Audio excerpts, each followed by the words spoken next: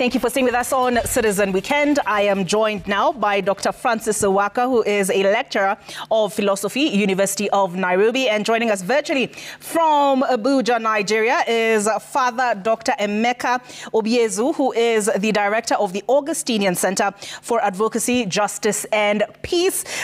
Good to have you with us tonight, Father. Perhaps you can explain to those who are not too familiar. This is the first pope who comes from the Augustinian order. What sets the Augustinian order apart? What does it stand for?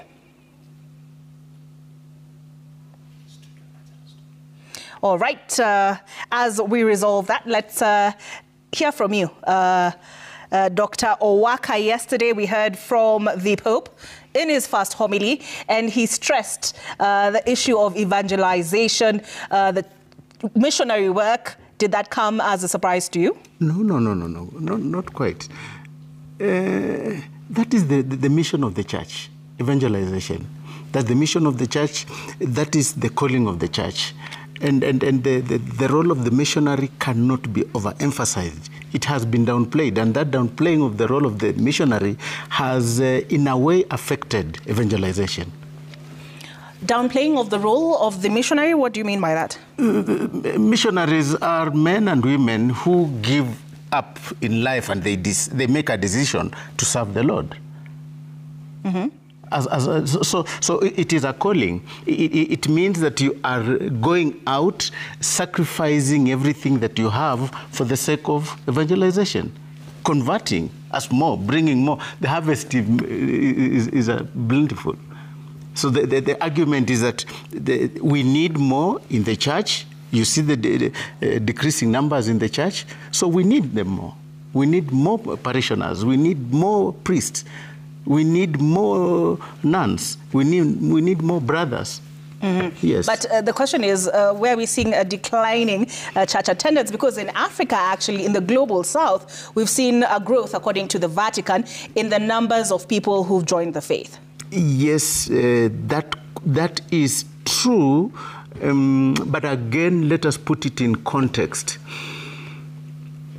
What is the context of this increase? The context of the increase has to be looked at vis-a-vis growing income, the economics of the society. If the economics of the society become beneficial to many in society, then that increase will not be visible. I want you to look at the number of churches in Kibera and Mathare vis-a-vis Lavington and Muthaiga. Mm-hmm. Yes. So there is a relationship between income and religion. Of course, you know that religion is about belief, trust and obey. There's no other way but to believe in Jesus.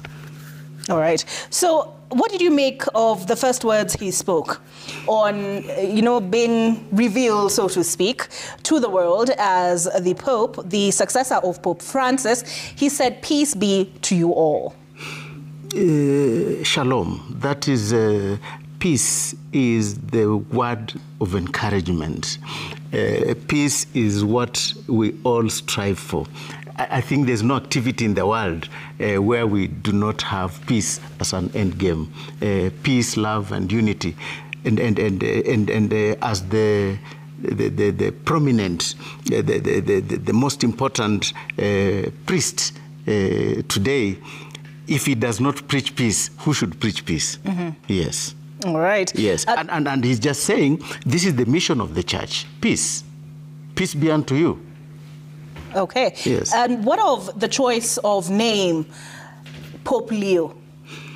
It is controversial. It is controversial, but let me just give you my thinking. Remember Pope Leo the Great? That was Pope Leo XIII. Is that the 13th? No, Pope Leo the Great. Let me just talk about Pope Leo the Great, because this one gets a name after the Pope Leo XIII. That was a great man. Remember, he at least blocked the invasion of Rome. Rome was going to fall, and Pope Leo stopped the invasion of Rome. That's a political statement. It's not necessarily a military statement, it's a political statement. He was able to shield the flock. But more important is Pope Leo, the first Pope as Leo, is important in the history of the church. He revitalized intellectualism in the church. It is important. Faith is good, but reason is also good. So intellectuals are important in the service of theology. But the other thing that stands out more significantly is his formalizing Thomism, the philosophy of St. Thomas Aquinas, as the official philosophy of the church. And that is very significant. Okay. So for many other reasons, which are beyond here now. Yeah. So there has been a conversation around conservatism and progressiveness. And Pope Francis, many viewed him as a progressive on account of some of his pronouncements on the divorced and remarried, blessing of same-sex couples, not necessarily of their unions. How do you see this Pope? It is, Olive, that's a difficult question. You see, I want you to think about the late Mwalimu Julius Nyerere. He said this, that don't praise me while I'm alive, because I am just human. I could make a mistake. The Pope equally is just a human being. What I know about the Pope is the church is traditional. The church is conservative. It must be conservative because the church must live on dogma. It must preach dogma. It must preach the doctrine of what was the message that Jesus brought. But you see, today's world is changing. The dynamics of modern life are so fast moving that you cannot stop time and say, let us go back to the time of Jesus. So those are the challenges of the church. Look at divorces today. You know, in the Catholic Church, there's no dissolution of marriage. It's a sacrament, matrimony. But if I have a problem with my wife, I should go to the priest and beg the priest, please counsel me, I want to divorce my wife. How does the priest handle that? We must find a way of letting the priest handle that, because those are the challenges. The sexual and gender minorities is a reality. Let's not talk about it. It's not theory. They exist in society. They are members of the church. Should we allow them to enter the church building, or should we stop them? Jesus came for the sinners. If you think they're sinners, you have to let them come in, receive them. All right.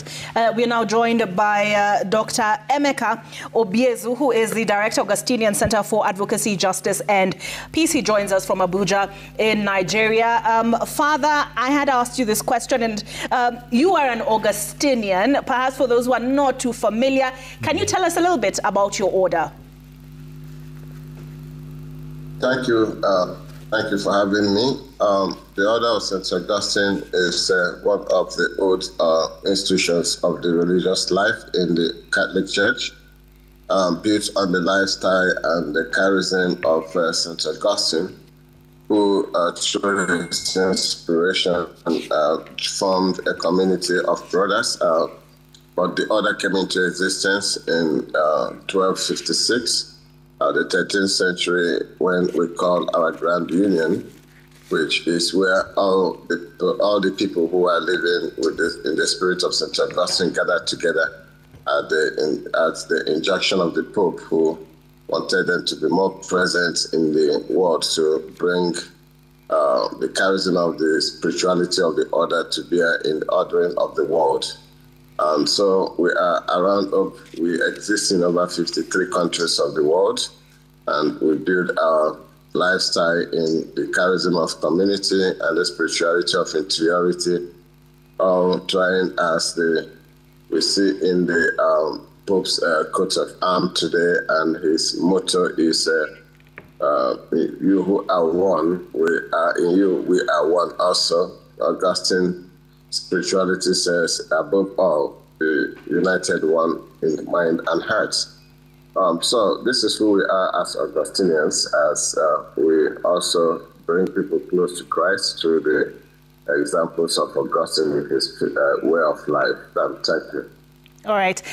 Father, have you had, as an Augustinian, opportunity to interact with Pope Leo? Yes, Pope Leo, which we often call Bob, was our prior general for 2001 to 2013, where he was prior general in charge of the affairs of the order for that 12 consecutive years. And at this period, he visited the various circumscriptions of the order under his leadership. And Nigeria happens to be one of them. So he would have come to Nigeria over 8 or 10 times, as the case may be. But on a personal level also, I worked with him closely. He appointed me to his Secretariat of Justice and Peace in Rome in 2008. And then in 2010, he also missioned me to be the permanent representative of the Augustinians at the United Nations in New York. And within that role, I was representing the human peace and justice advocacy of the order within the 53 countries where we exist, and using the international institutions like the UN and others to advocate for the well-being of the creation, the spirit of Augustine. So knowing him, what can you tell us about the kind of Pope he will make? Pope Leo XIV will be just who he is, a simple, direct, uneventful man who stays on the fact and stays on reality, making sure that everybody in the spirit of Augustine also is counted as one. He is very much concerned about fairness. He's very much concerned about everybody being at the table. And that is why he has emphasized unity as core in his first open address when he appeared the first time. And building bridges is one of the outlets of our order as charism.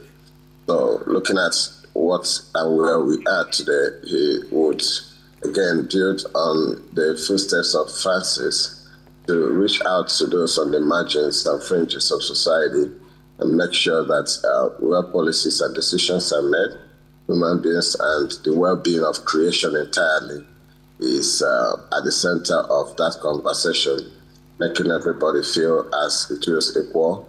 He also has a knack for maintaining tradition as it were. He don't fix something that is not spoiled, and so he doesn't want to. He would not also just be all everywhere doing other things that may not have impact on the well-being and spirituality of everybody. I think what we should be expecting in this period is just a church that would lead people close to Christ. Again, not putting himself up there, but making sure that everybody is looking at Christ as their focus. Thank you. All right. I have the last word, Dr. Owaka. His being an American, you know, there's a spirit of community we've been told about the Augustinians. How much influence do you think he'll have on the world's most powerful man, Donald Trump? He cut funding, US aid funding. He's a man who's come out strongly on some aspects of the US's immigration policy. We have various conflicts in the world going on. Gaza was of particular concern to Pope Francis. How much of an impact? Historically, the Pope is a moral compass in the world. He is a symbol of morality, and conflict resolution is one of them. I want to imagine, I'm not the Pope, but I want to imagine that the Pope will have to approach the Trump, for example, and share with him the virtue of humility, the virtue of non-aggression, the virtue of community.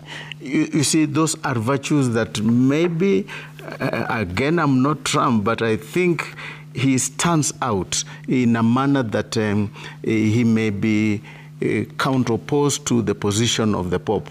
But as you mentioned about the conflicts, remember the Pope, the late Pope, Pope Francisco, he knelt and kissed the feet of the combatants in Sudan, southern Sudan. That was symbolic. It was important. He was telling them, I mean, these things, this is what the world needs. Peace, peace, peace. Conflict does not pay. And that is, it's a statement. He was just telling them, you've come to the Vatican, yes, but please, when you go back, why don't you all just remain as peaceful as you are here? I think that's a good statement. And all of us really should understand that what is happening in Gaza is inhuman. It is inhuman in whoever's eyes. So the Pope, it is his duty to intervene, and I hope he will intervene. All right. Thank you very much. That is Dr. Francis Owaka, who is a lecturer of philosophy, University of Nairobi. And we've also had, joining us live from Abuja, Nigeria, Father Dr. Emeka Obiezu, who is the director of the Augustinian Center for Advocacy, Justice and Peace. Thank you very much, gentlemen. The conversation continues.